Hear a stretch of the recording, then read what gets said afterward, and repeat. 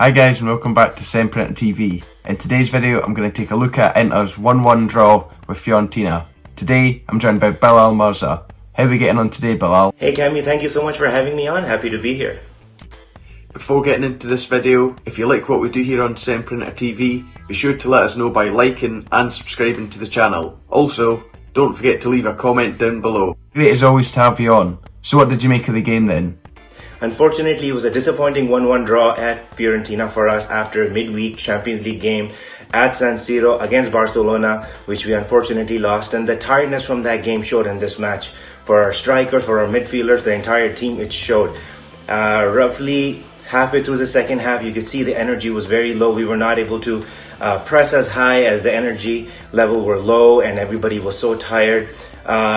For some reason, Conte also delayed bringing on the substitutes till very late. Sure, there was not much coming off the bench, but he brought on Aguame to give him a debut around 84-minute mark, trying to close the game out, where Borja Valero was extremely tired.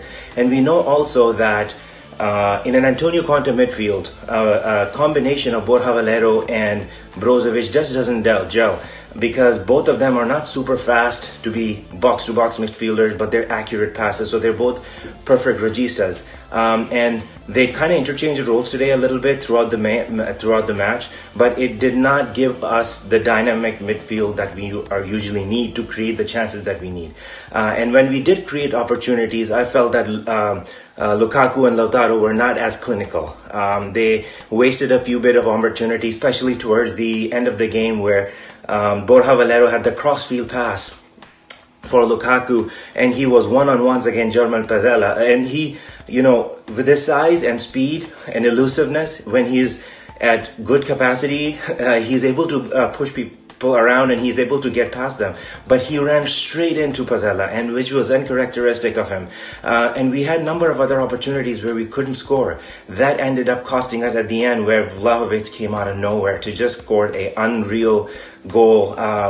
You know, he had everything to do. He ran the length of the pitch almost, got past Skriniar, and then at the edge of the box where he had to shot the ball past Handanovic at the far right post, which ended up dipping into the net. So it was a world-class strike. Nothing Handanovic could have done. Unfortunate, but, you know, we're still tied at the top of the league. Yeah, I agree completely with what you've said there.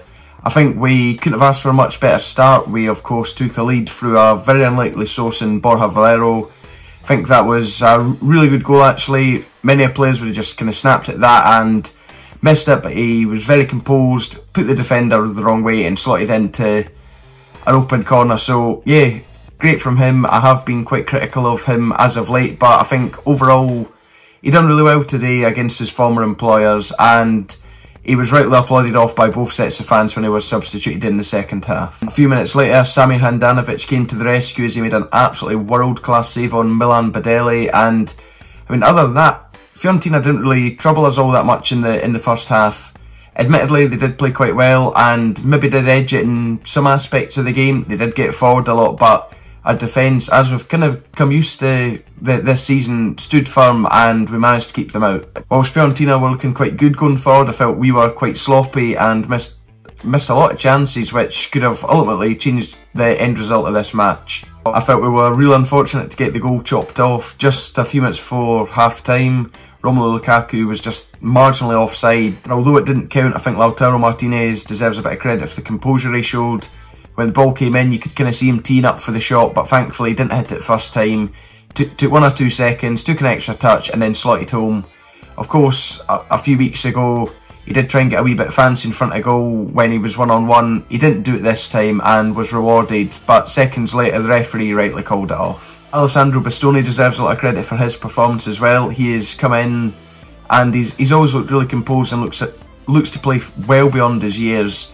He done really well, especially at the end of the first half when he misjudged a header that allowed Federico Chiesa to run right through on goal, but he done just enough to kind of put Chiesa off, and thankfully we went into the half-time interval 1 goal to the good. Second half, much like the first half, was far from a spectacle, and I felt the quality of the game overall just really dropped. Neither team really dominated and the tempo was just really slow, and it was far from an enjoyable watch. I felt we could have doubled our lead. Romelu Lukaku had yet another really good chance, but Dragovski denied him once more. And I mean, this ultimately cost us, as Dusan Vlahovic went on to secure an invaluable point for the struggling Viola. It's annoying. He seemed to just run and run forever, and I mean, I think Milan Skriniar could have taken him out well before he got anywhere near the goal. He didn't, and credit to him, he put the ball away really well. But I mean, if it was me and if I was Antonio Conte, I'd be screaming at Skriniar to take him out, take the booking and take 3 points, but it wasn't to be, and we're now having to settle for a draw instead. Marcelo Brozovic picked up a booking in this match, and that means he's going to be suspended for the Genoa match.